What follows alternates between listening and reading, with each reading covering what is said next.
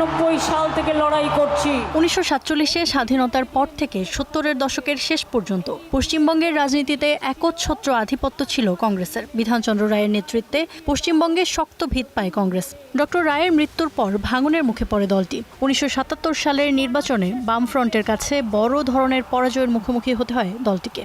দেশভাগ করতে আমরা দেব না। পশ্চিমবঙ্গের শাসন ক্ষমতায় আসে রাজ্যের 7টি বামপন্থী রাজনৈতিক দলের সমন্বয়ে গঠিত বামফ্রন্ট। এই জোটে ছিল CPM, CPI, forward bloc, RSP, Marxist forward bloc, আর সিপিআই ও বিপ্লবী বাংলা কংগ্রেস। মুখ্যমন্ত্রী হন সিপিএম নেতা জ্যোতি বসু। একটানা 34 বছর এই বামফ্রন্টের শাসনে ছিল পশ্চিমবঙ্গ। নক্ষত্রেরও যেমন মরে যেতে হয়, তেমনই পশ্চিমবঙ্গেও পতন হয় দীর্ঘদিন ক্ষমতায় থাকা বামফ্রন্টের। বাম নেতাদের ভাষ্য, কংগ্রেস আর বিজেপির ধর্ম আর বিভাজনের রাজনীতির কারণেই পশ্চিমবঙ্গে পতন হয় সমাজতন্ত্রের। বিরোধীরা কমিউনিস্টদের চীন রাশিয়ার এজেন্ট বানিয়ে সহিংস প্রমাণের চেষ্টা করল, ধর্মের বিরোধী বানিয়ে দিল। ভারতের মানুষ এসব বিষয়ে খুব আবেগপ্রবণ, ফলে একটা বিভাজনের রাজনীতি, সাম্প্রদায়িক রাজনীতি চলে এলো। আমরা এই যুদ্ধে হেরে গেছি। কংগ্রেস ও বিজেপি দুই দলই এই ইস্যুগুলো ব্যবহার করলো। 1998 সালে গঠিত হয় তৃণমূল কংগ্রেস। মাত্র 6 বছরেই পার্লামেন্টে একটি আসন লাভ করে দলটি। পশ্চিমবঙ্গে মমতা ব্যানার্জির তৃণমূল আর বিজেপির উত্থানকে 3 ভাগে বিভক্ত করেছেন বিশ্লেষকরা। প্রথম ধাপটি 96 থেকে 2001 সাল পর্যন্ত।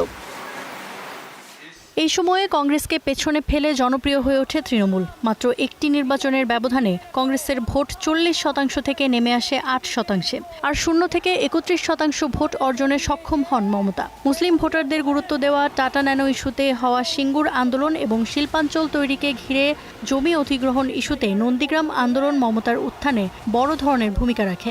এত অহংকার ভালো না। দ্বিতীয় ধাপ 2001 থেকে 2016। এই ধাপে তৃণমূলের জনপ্রিয়তায় পতন হয় বামপন্থার। 2001 সালের নির্বাচনে বামপন্থীরা ভোট পায় প্রায় 50%। 2016 সালে 27.2%।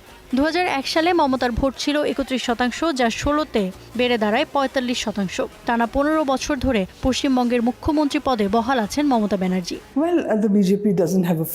ভারত জুড়ে মুসলিমদের সার্বিক পরিস্থিতি পর্যালোচনাকারী সাচার কমিটির রিপোর্ট অনুযায়ী 2004 সালে পশ্চিমবঙ্গের মুসলিমদের অবস্থা ছিল খুবই করুণ। মমতা এই কমিটির পর্যবেক্ষণকে গুরুত্বের সাথে আমলে নেন এবং এই ইস্যুতে কাজ শুরু করেন, যা রাজ্যের মুসলিমদের কাছে তাকে জনপ্রিয় করে তোলে।